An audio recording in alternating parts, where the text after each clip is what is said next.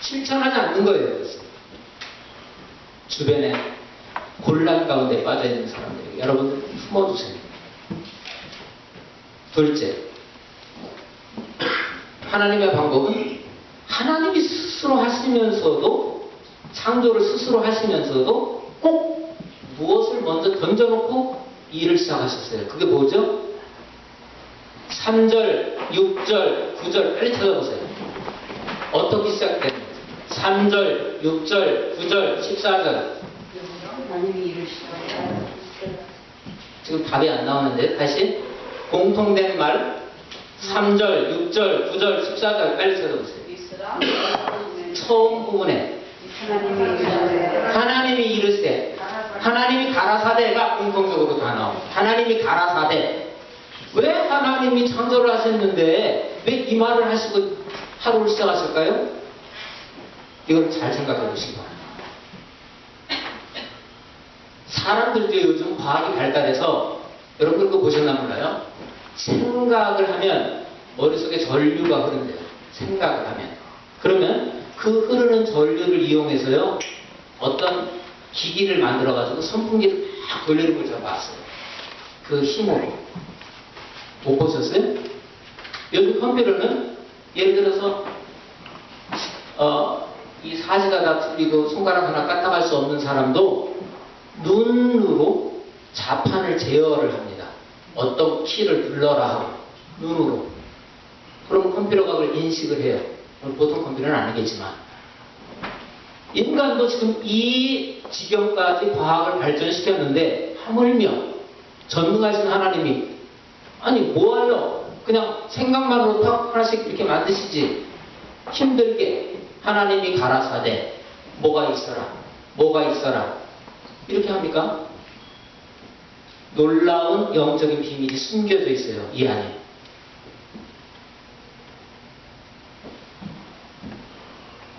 왜? 하나님이 가라사대라고 하고 나서 반드시 하루가 시작을 됐는데 예수님은 이것을 딱 캐치하셨어요. 그래서 예수님은 본인 스스로 나는 양의 문이다. 양의 문, 예수님을 통과하지 않으면 시작을 할 수가 없어요. 나갈 수가 없어요. 양들이. 그렇죠. 하루를 시작할 수 없다는 말이에요.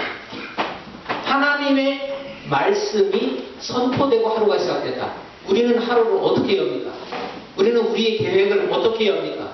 내 생각으로, 또 남의 말로, 남의 지식으로 이렇게 열지 않습니까? 그렇게 실천하려고 하지 않습니까? 수정하셔야 돼요. 수정하셔야 돼요.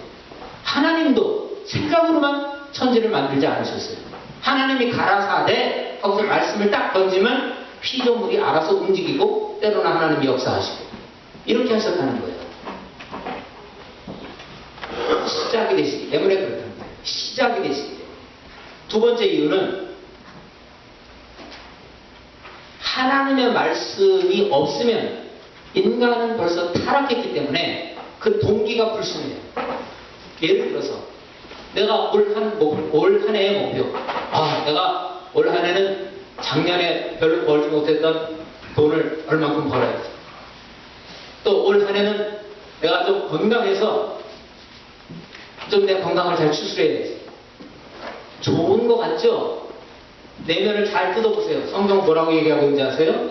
그 내면 세계에 불의, 탐욕, 악한 생각, 노, 미친 마음, 원한, 음욕, 교만, 높은 마음, 이것이 동기가 된다는 거예요. 이것을 품는다는 거예요. 사람들이. 한번 생각해 보세요. 높은 마음. 높은 마음을 품기 때문에 남보다 그 자리를 누르고 올라가려고 하는 거 아닙니까? 높은 마음. 탐욕.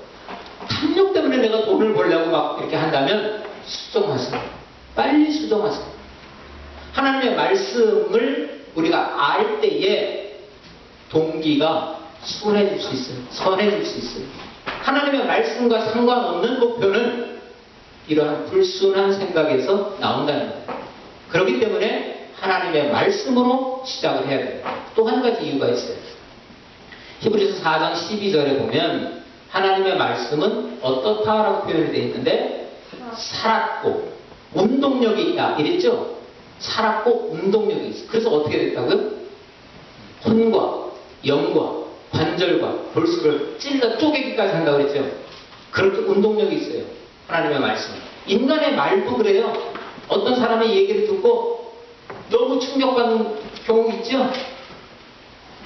인간의 말도 그래요.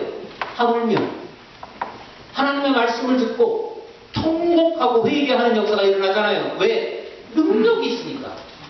운동력이 있으니까. 그래서 하나님의 말씀을 시작하라는 거예요. 세 가지 이유가 있었어요. 하나님의 말씀으로 수정하면서 우리 계획을 다시 한번 수정한다. 그러면 운동력이 있으면 하나님의 말씀에 운동력이 있다? 그 머리를 잘 굴리는 사람은 이렇게 생각할지 몰라요. 아, 그럼 나는 별로 할 게 없네? 하나님 말씀만 있으면 그 운동력이 있어서 척척척척 모든 일들을 이루어 나가니까 나는 별로 할 게 없네? 이렇게 생각할 수도 있을 거예요. 그죠? 안 그래요? 어떻게 하나님의 말씀이 역사할 수 있는지 생각해 봐야 돼, 이것도. 예를 들어서 하나님의 말씀은 분명히 운동력이 있기 때문에 하나님은 자신의 주권을 가지고 그 일을 행하실 수 있어요. 그러나 우리가 믿음으로 화답하지 않으면 하나님은 보류하세요. 그런 권리도 있으세요. 보류하신다. 말씀을 보류하신다고. 우리가 믿음으로 화답하지 않으면 우리에게 믿음을 요구하십니다. 성경적인 모순 같지만 미국 학자들은 성경적 모순이라는 단어를 표현해요. 근데 저는 좀 너무한 말인 것 같고 성경적인 대립 개념 이렇게 저는 말을 바꿔봤어요. 양쪽에 팽팽하게 있는 거예요. 하나님의 뜻은 주권은 분명히 하나님의 뜻을 역사하실 수 있는데 이쪽에서는 우리의 응답을 기다리시는 거예요. 한쪽 편에서. 이것이 밸런스를 맞아서 잘 움직여 줄 때에 하나님의 말씀이 워킹하는 거예요. 그러지 않고 우리는 가만히 있는데 하나님 알아서 하세요. 나는 아무것도 하니까 하나님 알아서 해주세요. 이건 잘못된 신앙관입니다.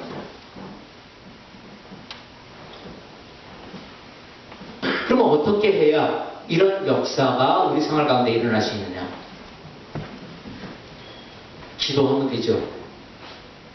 그죠? 근데 여기서 머물지 마세요. 기도에 대한 개념이 참 부족해요. 우리가 생각하는 기도에 대한 개념. 보통 어떻게 생각합니까? 아, 딱 앉아서 이렇게 묵상하든지 아니면 말로 하나님께 다 아뢰고 끝. 이걸 기도라고 생각하기 때문에 미국의 유명한 영성신학자 유진 피터슨 박사님은 이런 얘기를 했어요. 차라리 그 잠시 그만두고 하나님과 좀 대화를 좀 해라. 어떻게? 방법까지 다 알려주셨어요. 예를 들어서 산책을 나가면 하나님 말씀을 갖고 나가는 거예요. 하나님 말씀을 갖고 내가 이 말씀을 어떻게 내 삶 속에 이거를 옮겨볼까? 이거 자꾸 생각하는 거예요. 그럴 때 하나님이 개입하세요.